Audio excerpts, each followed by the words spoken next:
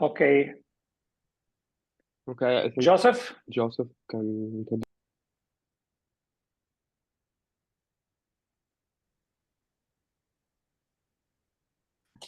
Joseph, I think you're muted. Yeah, so Joseph? thank you all so much for taking the time to speak there. This discussion, we can kind of have a go through of what we're going to be discussing in just a few short days in Trento around this issue. Like I said earlier, I'm very excited about this. I was at the Africa Urban Forum, the first ever African Union organized urban forum.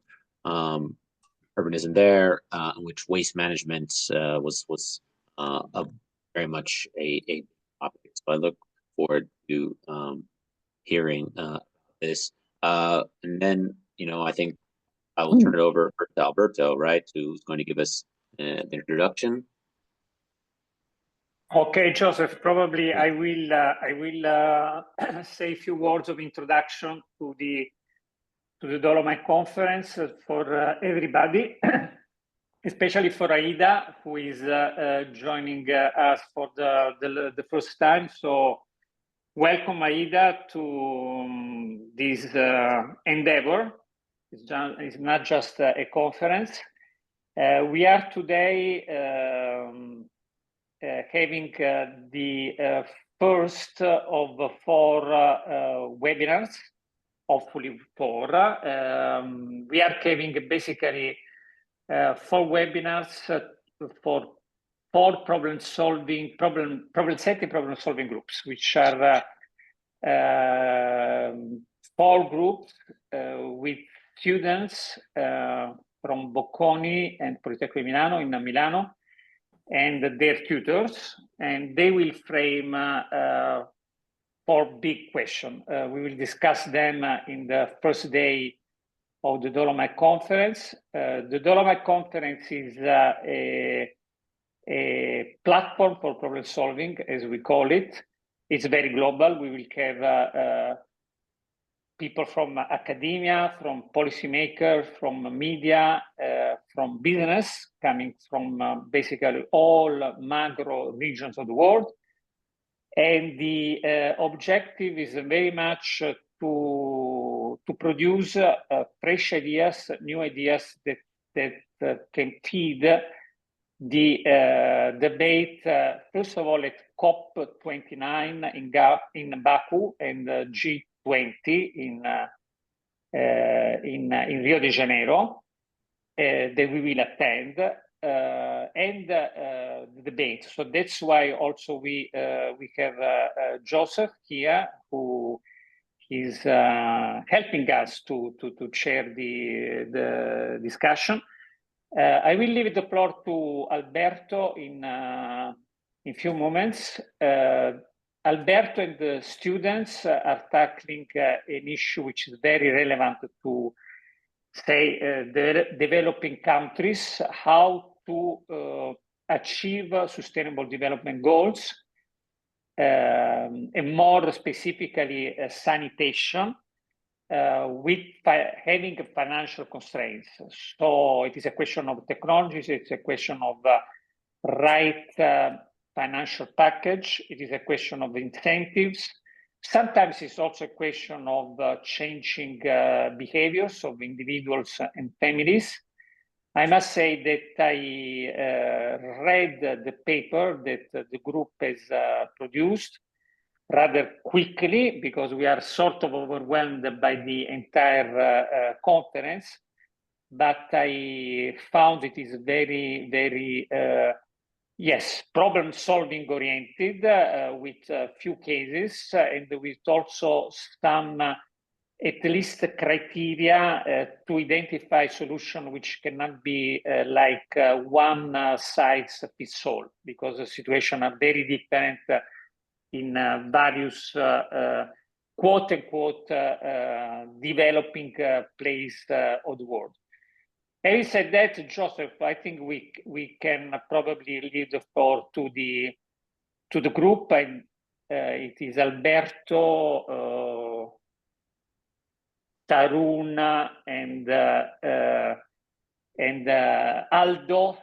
I will leave it to you. Okay, Yeah, thank you. Alberto. Welcome to all of you. I just need to know if specifically the external experts have received the 5 pages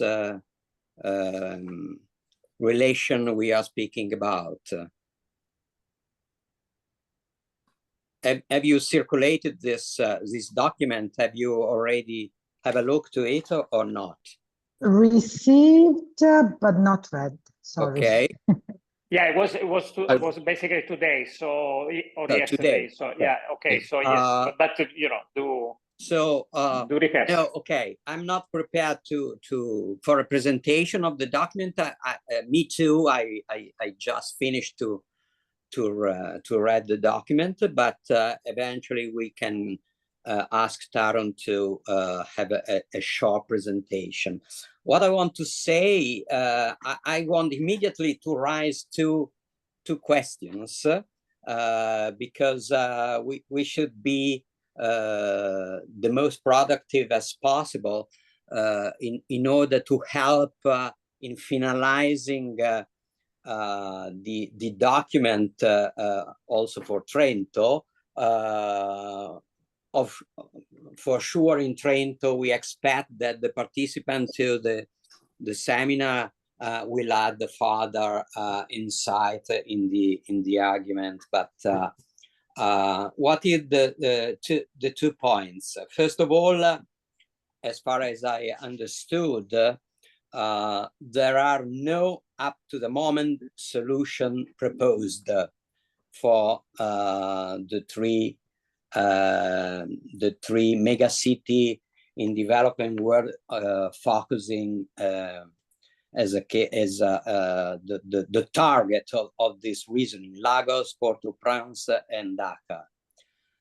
So I will immediately ask the point that if in the discussion we are able to put on the table some initial proposal of solution, is all it's a wonderful result. The second point is more a question to the writers of the first document, that it is not so clear in my reading why they pick up these 2 case studies, Medellin and Hanoi, that for sure are a successful model, but seem to me quite specific and not immediately transferable to the problem of Lagos, Port-au-Prince, or Dhaka. And so the only thing that I fully understand looking at the Medellin and the Hanoi experience is the necessity to custom tailor the solution to the situation of the city. And due to the fact that Medellin and Hanoi are so far different from Lagos, Dhaka, and Port-au-Prince, I'm not sure that we can translate this solution into our target cities. So these are the 2 points. Probably should be useful if Taron should devote no more than 10 minutes to the presentation of the the logic of the paper, more than the content, I mean. So, and then we immediately open to reaction and discussion. Thanks. Sure. Yeah, that makes sense. Yeah, so I can get into kind of discussing and introducing the content of the paper and how we came to the creation of it. So first, we kind of thought about the paper in 2 main parts, where you have the first part of the paper, which is focused on the problem definition, and then you have the second part of it, which is proposing a new action framework. So under the problem definition, what we primarily focused on here is 4 key parts. We had the problem overview. We did a geographical analysis, is where we have the case studies that include Lagos, Port-au-Prince, and Dhaka. And then we have a stakeholder analysis. And then we also evaluated current approaches. And then based on this, once we had the problem defined, we wanted to next propose a new action framework as the next part of the paper. And this part of the paper was first set up with methodology, then insights from the problem analysis, then some of the guiding principles, so like sustainability, inclusivity, scalability, and affordability. And then we had our case studies for innovative kind of examples of innovative solutions. And then that's kind of how the overall paper was structured. So kind of getting a little more into the specifics, when we started, what we focused on are some of the key problems when you see in these developing worlds. So the 4 main issues we identified was we have these global sanitation and waste management challenges, also part of that untreated wastewater, and then urban slums and the health risks that come from this, and then also a lack of data deficit. So, and then also a 5th problem, which comes to political stability in the area. So these were some of the problems we defined in the initial section. And the point of this is to kind of set up the problem and give an explanation of what's happening and how kind of what is the overall global issue right now.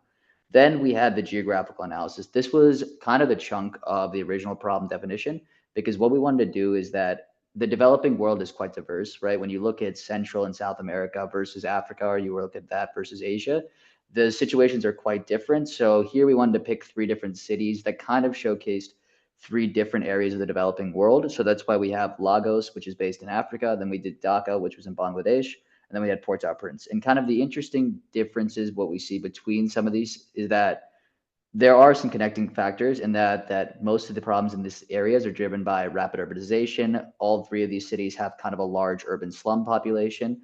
And then also there is poor sanitation and waste management infrastructure. The thing is, each of these cities is kind of at a different developmental stage. But the point of this being is that we wanted to show 3 different cities that had 3 different unique issues. So like when you look at Lagos, more of it is focused on, they have a lot of informal settlements, they have a lot more open defecation. When you compare that with Port-au-Prince, most of the issue with infrastructure there is due to the after effects of very large natural disasters, right? When you look at that earthquake in 2010 in Haiti, that did a lot of damage to the basic infrastructure there. So that obviously had a kind of a long-term impact. And so that's an interesting point. And then we had Dhaka, which is obviously it's the most crowded city in the world. So the urbanization here is quite interesting. But then here, there's specifically an interesting environmental problem of the monsoon season.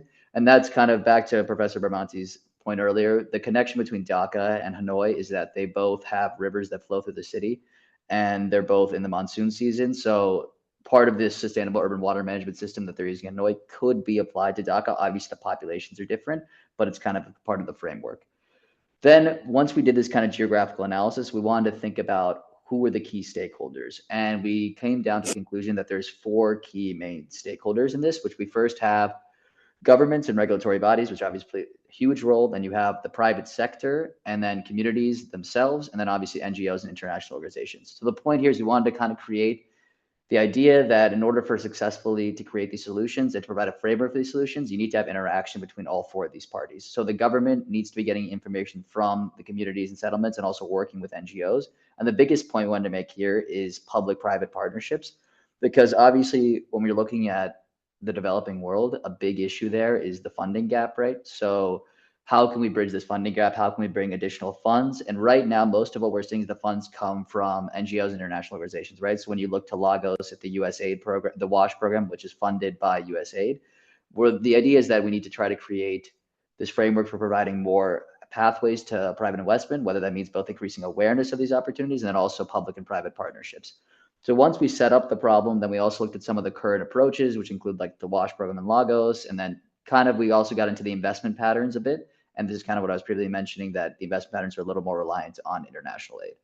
Then when we had this set up, we also wanted to create this framework for how to evaluate the effectiveness of certain programs. And we settled on 3 main evaluation criteria, which is the environmental impact of the program, what's going to be the health outcomes, and what's the economic development. Because I think it's important in the developing world to couple both environmental sustainability and also economic development, right? Because the trade-off is not so easy in the developing world to sacrifice economic development in pure choice of sustainability as you can do in the developed world. Then with this all set up, then this was how we defined the problem. With the problem defined, we wanted to take some insights from this problem to kind of set up a framework for building solutions. So kind of back to the point of why there's no specific solutions. Here, we wanted to use the initial point of this paper, this initial draft, to kind of set up a framework for how can we create innovative solutions instead of simply suggesting solutions. Because as Professor Bravanti mentioned, the situations are extremely different in different cities across the world. And it's very difficult to come with this one size fits all approach, right? Because something that applies in Lagos might not apply in Dhaka, and something that applies. So it's about creating the framework that we wanted to focus on and how can we come to these sustainable solutions. And part of this framework, what we were kind of focused on is that there's two things we kind of looked at, which is that we want to see advancements in, like, obviously advancement in digital technology is going to play a role. And then there's also this kind of paradigm shift in how people view wastewater as a resource. But based off some of kind of these trends we noticed, we wanted to come up with like 4 principles that are essential to creating the solution. So for us, what we thought were the 4 main principles that if you're going to create a solution, it needs to have both sustainability, inclusivity, scalability, and affordability. So getting to those points, right? So that a clear solution, like if you wanted to have this long-term sustainable solution in Lagos for their sanitation problem, it needs to both be sustainable, inclusive of all different people, marginalized groups, minorities. It needs low-income groups, scalability, because the thing is, right now, we did the case studies of Lagos, Dhaka, and Port-au-Prince, right? But these are not just individual cities in these countries. Like you need to scale up the program from Lagos to maybe even Abuja, or in the case of Dhaka, other Bangladeshi cities. So scaling up is also important, and then affordability, right? So obviously we've discussed the funding gap, and that's a big issue. So finding diverse and innovative financing mechanisms is kind of the interesting point. And so once we had this framework set up, we wanted to look at some specific case studies of where there were some interesting innovative solutions. And so the point of Medellin is that Medellin has a very interesting financial mechanism they did to create kind of how can they bridge this private funding gap. So what they specifically did was they did land betterment levies, which basically means they were placing levies on private property that surrounds, like say there's wastewater, there's private property nearby. They put a little tax on the private property because they gained some value from the government coming in there to treat the wastewater and treat these areas. So they kind of, this is an interesting financing mechanism and another way to gain private funds while also still providing some benefit to the private companies. And then the interesting part about Hanoi is they had a very comprehensive, sustainable urban drainage system, which utilizes, permeable pavements, green roofs, bioretention areas. So this kind of, a lot of these cities have excessive flooding, and this is what kind of the framework we want to use from Hanoi for the excessive flooding. And so overall, like what we kind of focused on this last point is that there's some key innovations happening in this space, wastewater fecal sludge recycling, climate resilient systems, wastewater-based epidemiology, and like we want to provide both the framework and then these examples of some of the innovative solutions after. So that was kind of how we structured this paper overall, and then I'll leave the floor for the rest of the participants. Aldo, did you have something? We covered a lot of ground there, but Aldo, did you have something you wanted to add there? No, did I do anything? No, personally. Yeah, we just wanted to keep it with one person introducing. Yeah, exactly. Okay. Like we were trying just to keep it to cohesive thought. But yeah, I mean, No, what I yeah, reflects the the thoughts. overview was just run by Tarun, and then of course if there's questions, like to keep it briefer, we just went with one person, one speaker. Yeah. Yep.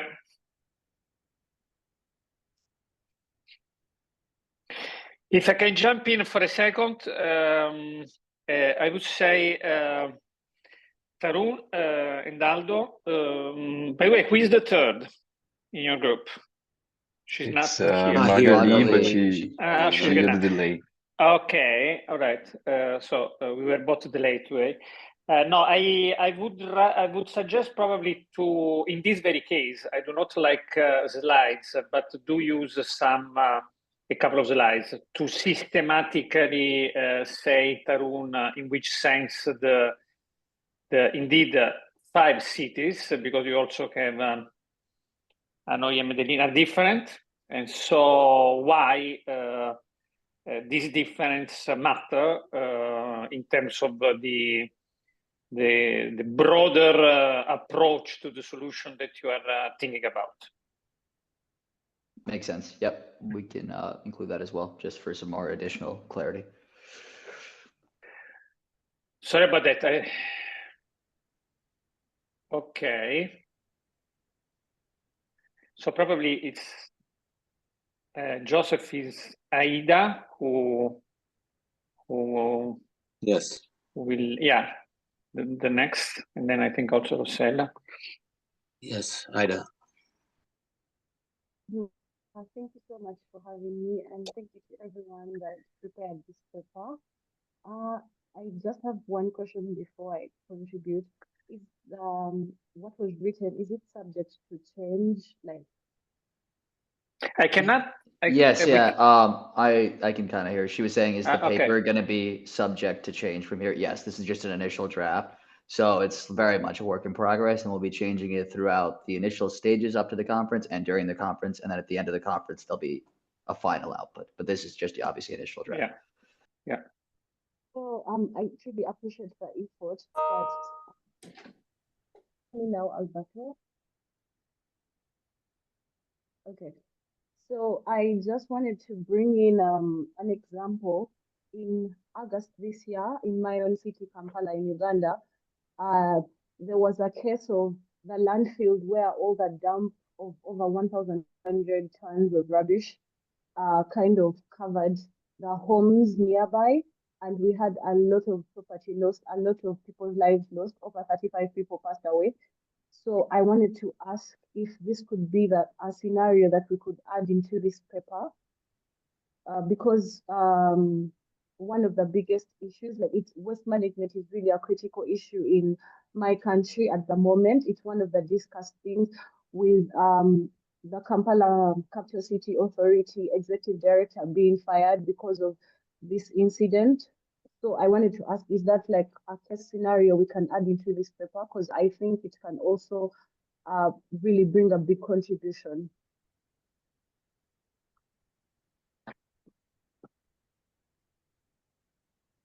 Hello? Yes, that's it.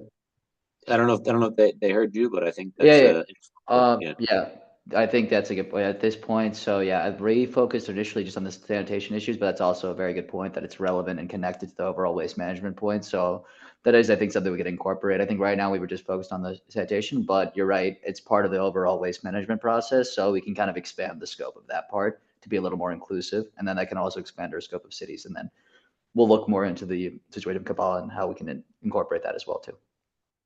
Okay. Because like when we talk about, like when I read the paper, not so much, but like going through it just a few hours ago, I realized that some of the problems that in waste management that you listed for these different countries, Uganda is also facing. And one of the most crucial issues, like yes, there is a funding gap, but even the funds that come don't actually do the job they're supposed to because of issues like corruption. And then, sorry, I just wrote down a few.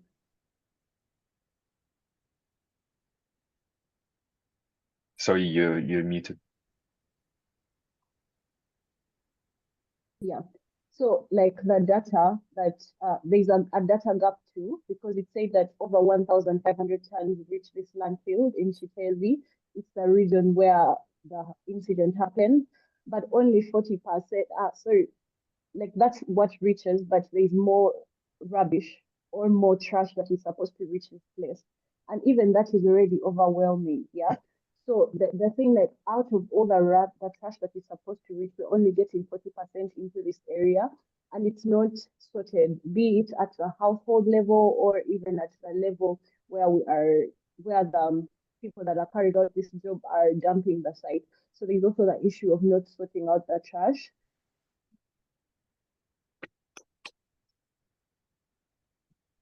Did we lose Ida there? I think she got paused. Yeah. Oh, Sorry. Hello? sorry, I hear think we you just now. lost you for a sec, but Yeah, please. I have serious internet issues right now. Sorry about that. So where can I start from? Where did you lose me from? Yeah, if I can. Okay, no, please. no, Okay. Okay, so my take on this is that probably mentioning of specific cases is not what we were aiming for in the paper, meaning that the cases which we've mentioned is because they provide some insights on the general framework that can be used to approach the solution of the problem. So I would say rather than including specific cases in the paper at the moment, our goal should be like to reduce the weight of the cases in the paper and then bring up more data about those cases during the discussion, so that during the discussion some specific insights can arise during conference, and then based on that we find the specific solution. So in that sense, I strongly agree with you on the fact that there is a significant synergies between the management of waste and so like the data solution that it can be applied to household waste, and like the waste we're dealing with are interconnected, and that could be a significant point, I guess, to talk about during the discussion, or to stress in the paper as well. Yeah. Yeah. And I think one of the reasons why it was a concern for me to bring up this particular case, because when I was reading the paper, I realized that it was taking more of the direction of not like waste of like trash and plastics and all that, but more of human waste, can I say? Yeah. So that's why I thought that this was a relevant case to kind of bring that waste management is broad, and we can have not necessarily mentioning this case, but also bringing out the perspective that this is also an issue in waste management, and so is the other bringing up diseases, etc. Yeah, that's why I brought it up. But Yes. otherwise, like I have a lot of data on this, maybe that I can share later on email, just not to prolong all this. I just kind of listed down points, but otherwise, I really love the work that you did with the paper. Like, this is my first time contributing to one, and I'm looking forward to seeing how my example can be incorporated, and I learn more from you guys. Excellent. Thank you, Ida, for that, and for the discourse. I think the paper was focusing mostly on cities. I heard him mention with rivers passing through them, like Lagos and Dhaka. Of course, Kampala, smaller than some of those cities, bigger than Port-au-Prince, and of course, Kampala waste management. I recall when I lived there for 2 months, the massive marabou storks taking through the garbage piles. A big part of the waste management there. Someone who knows a lot about African issues and maybe has some thoughts on this as well. Rosella, did you get a chance to or reflect on what's been said here? Some thoughts you'd like to offer? I lost a bit what you said, because I'm in Port Sudan, sorry, and the connection is the network is not fantastic either. And I didn't read the paper, sorry, but I was thinking about what I've been seeing here around, for example, first in Khartoum and then here.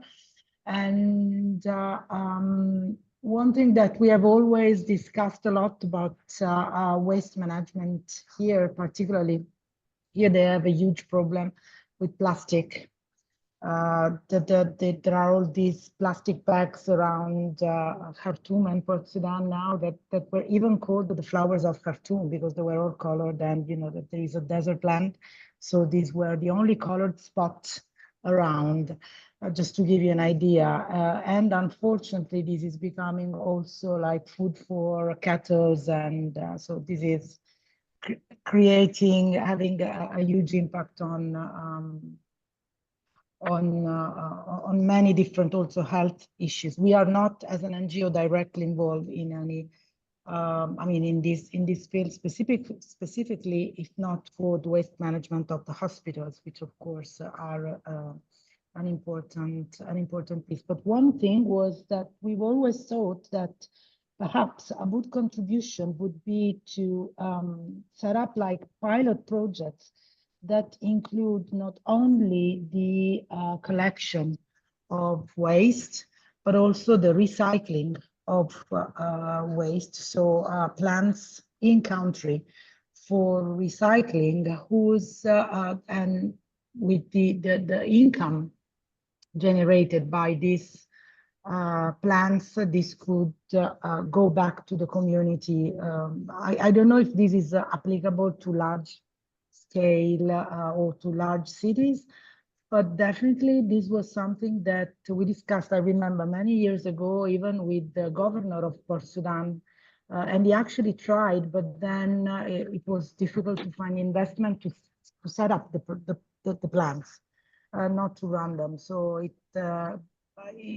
was something that sounded interesting for the people here, but then I mean politics went somewhere else, and this is another big issue. I think really that one of the major issue is in terms of advocacy is that this has to become a priority for those that are ruling, because we always find money to fuel wars, for example, but never to solve other problems. So I think that in any I mean, if we think about the big picture, we really need to advocate for having these issues as national priorities, particularly in low-income countries, because they are paying the highest prices in terms of climate change and so on, and that they also have a limited really resources in terms of mitigation, the impact of, and the example that Aida was giving about Kampala is, I think is going into this direction. So I would take, I mean, I will read the paper in the coming days. Unfortunately, I don't know any of the city that you are analyzing, but I mean, I can see some of the effects of the non-management of waste into big city in low and middle income countries as a big issue. So this is for the moment what I've been thinking about. Okay, thank you for that. Cliff, I want to give you a chance to say something about finance, but I don't know if the Taruna or Aldo had something they wanted to respond to that first. There is also Aida, which with her hand. Yeah, Aida, you can also, yes. Sorry, I didn't see your hand. Go. So one of the evaluation criteria was health outcomes in the paper. And I'm a bit concerned, like, for example, the waste to energy project. One of the things in Uganda that was like a pilot study was the waste to energy can eventually be food for animals, for example. So I'm concerned that if we are measuring based on health outcomes, for example, if the people are not getting illnesses like cholera, for example, and now we are doing the waste to energy, and then some of this is being turned into animal food, aren't we going to like see new types of diseases coming up as people in animals and as people consume this meat from these animals? So maybe that's also something to think about when we are talking about evaluation criteria, health outcomes, like which side, are we basing it only on the side of we have got the waste out, now we are turning it to energy, but what about if like this energy, what health implications does it have on people and animals? Yeah, if I can provide some feedback. I think this is actually a great insight. We didn't think about that. Like we didn't think about the interconnection between like the exploitation of waste and the effect of that that could have been like that could be related to the health or even other issues that are related to the recycling basically of that waste. So yeah, I would say now thinking like off the top of my head, I would say maybe we include another criteria that's like the safety of the projects that are related to the management of that waste. So in order to encompass like a broader set of impacts that waste can have, even if it's recycled, even if it's immediately removed from like having an instant impact, then those impact can be hidden under like recycling processes and unsafe management of those processes. And then about the Rosella input, I would say that that's also a good insight about like current situations in in other cities. Now, I think it's important to stress the point that the cities that are mentioned in the paper are not the ones that we're explicitly focused on. So any other cities can be a stage for the thinking process and the discussion. So any other data is welcomed, and any other insight is also welcome to feed into the discussions. The ones we've provided were just examples. Okay. Thank you for that. Cliff, I was wondering if you had any comments on from the financial perspective and what you've been hearing. Sure, happy to do so if the system is working. Are you hearing me? We hear you, yes. Ah, wonderful, wonderful. I've been having real troubles on it. So one starting point, I guess, is this trade-off between limited public money and sustainable development and so on. And actually, there's a growing basket of tools and examples to do that. And public, private systems, very much so. A lot of work happening with blended finance now, use of insurance models, a whole variety of insurance models. And probably the most successful system so far is guarantees, working with DFIs.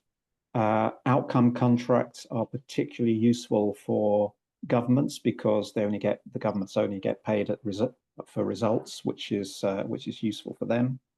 An ever-growing number of impact ventures has been talked about. I think waste to energy has also been mentioned. Wholesale pools of capital in local currency, that's been developed particularly in Ghana and to an extent in Nigeria. The just transition programs, which look at carbon, people, and community voice.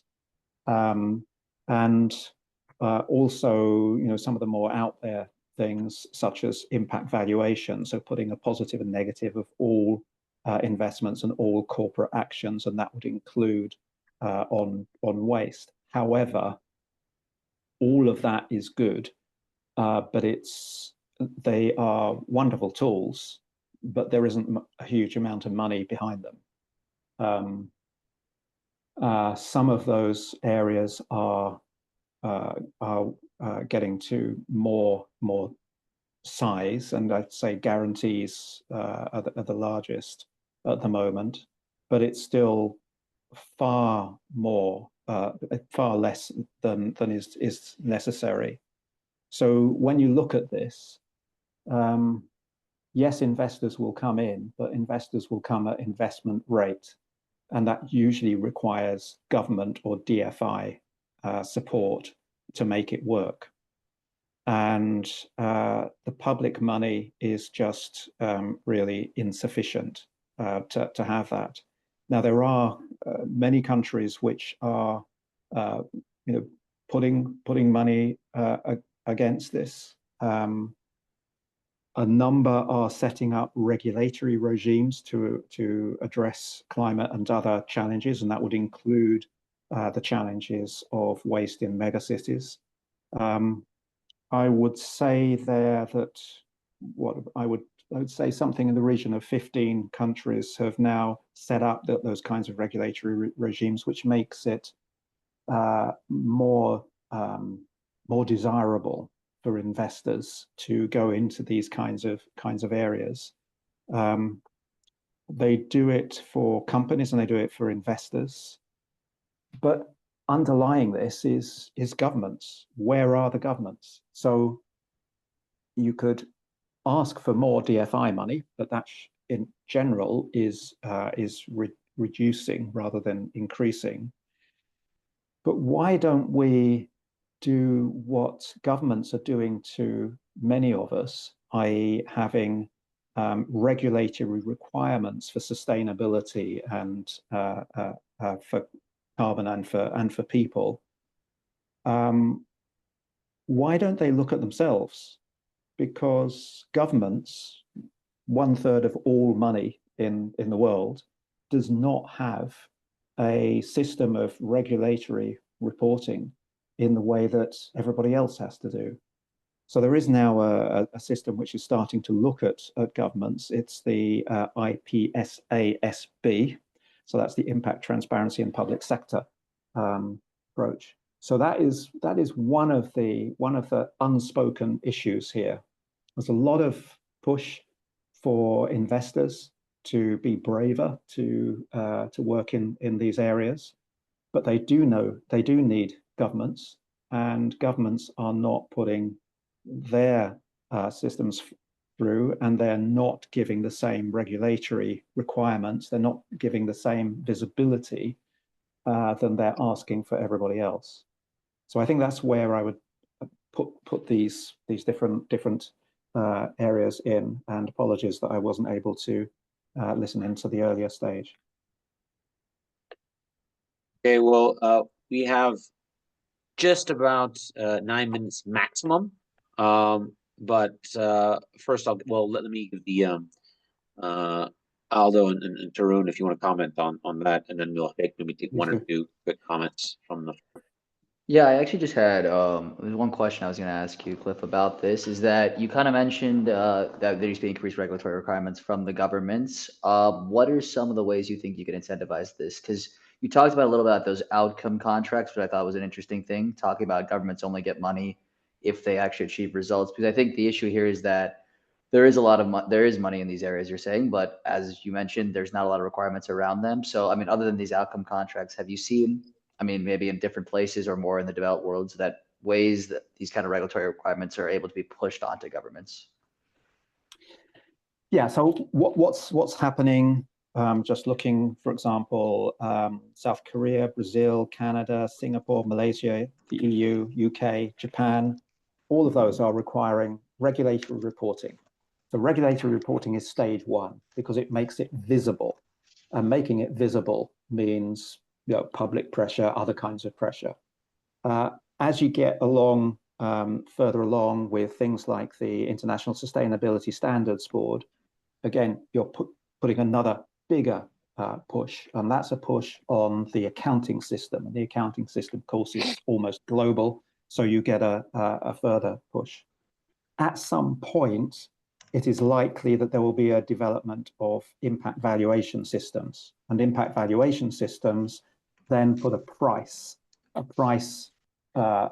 good price if you've done valuable positive things, and a negative if you've caused problems, whether that's climate-based or people-based. That's further along the way. There's been a really big further push on impact valuations in UNGA just a few weeks ago, but it is further along.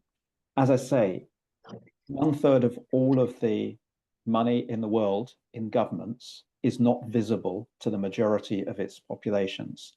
So yes, we can push the investors. Yes, we can push the corporates. But what about the people who are pushing everybody else? And that's the governments.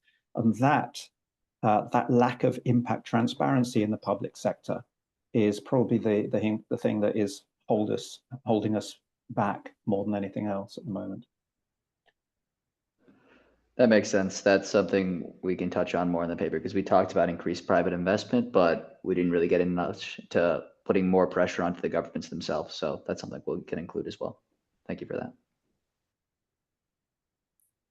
Okay, is there another comment from the floor? You know, I will smile upon anyone who hasn't had a chance to yet like to say something, but anyone can raise their hand. Unfortunately, on my computer, I can't see everyone at the same time, so I'm going back and forth if you raise your hand, but feel free to just chime in if there's a quick question, or we covered everything so well.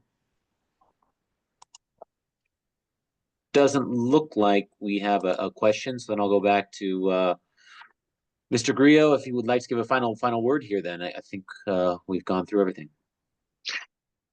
Thank you very much, Mr. Hammond. I was just wondering whether Alberto Bramanti has some final comment, being the tutor of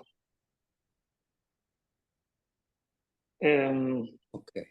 Okay. No, more than a final comment, I just want to raise again the first question to you, and is the final goal at the conference is to give some example of solution, some proposal of solution, or just to stop as the general frame about precondition and conditions as we have discussed up. It is a little bit up to you, Alberto. It's the question that we are posing is sort of rather specific, but then if you look to different cities, you have different solution. To me, it would be, this is just my personal point of view, it would be great to have a sort of, how can I say, tool to advise communities, I would say more communities than the local, also local policymakers, but not only them, for various reasons, on what to do. You know, you have different pre-existing conditions. Vis-a-vis those pre-existing conditions, you have probably different mix of financial tools, technologies, and also very important strategies to mobilize population, etc. You know, something which is systematic enough, systematic at least. At least this is what I would do. I mentioned at the beginning some slide to sort of map different approach, if not different solution, vis-a-vis different problems. Okay. In my view, I'm very concrete to the final product, to the work of the students. So we have two alternatives in my view. The first is to say, okay, we have agreed on the theoretical frame, we have all the ingredients, we put in the right order and so on, and we have also, this is all the most important, collect some good practice, so some suggestion from bottom-up example, and we propose this possible set of solution for Lagos, let me say. I pick up one of the three and say this. Differently, the other possible alternative is to say, the first part is just the same. We have the whole frame, and we try to put together a sort of white book of good solutions that are example of city that are coherent with the theoretical framework we have suggested. And so then the final step is up to local community that have to understand. Exactly. Actually, Aida or Aida, it depends. In Italy, you would be Aida. She's suggesting that Uganda does not even have a waste management strategy. I mean, but by the way, this applies to very many countries, including sort of more developed countries, including some areas of Italy. I mean, there is, however, also a political problem, which is one of the levers that we need to think of. What could we suggest to communities that do not have the proper institutional setting and policy making mechanism to have a strategy, to even consider a strategy? Now, this is also another issue. So, in a sense, I would not be just on the technique, on the technical side of the problem. There is also a political problem and probably Aida may agree that there is also a cultural problem, no? Sometimes on even the local community side. So let's try to be wide enough, but also concrete enough to suggest some steps forward. Excellent. I think we are finishing right on Yeah, time. exactly. Thank you so much. Thank you so much, and look forward to continuing this discussion with those of us who are going to be there next week in Italy in the Dolomites. Excellent. Thank you very much, Joseph, and thank to everybody, really. And we'll see each other physically, which is much better next week in Trento. Ciao, grazie. Ciao. Thank see you. next week. Bye. Bye, Thank you, bye. everyone. Ciao. Ciao, thank you. Bye-bye. Oh.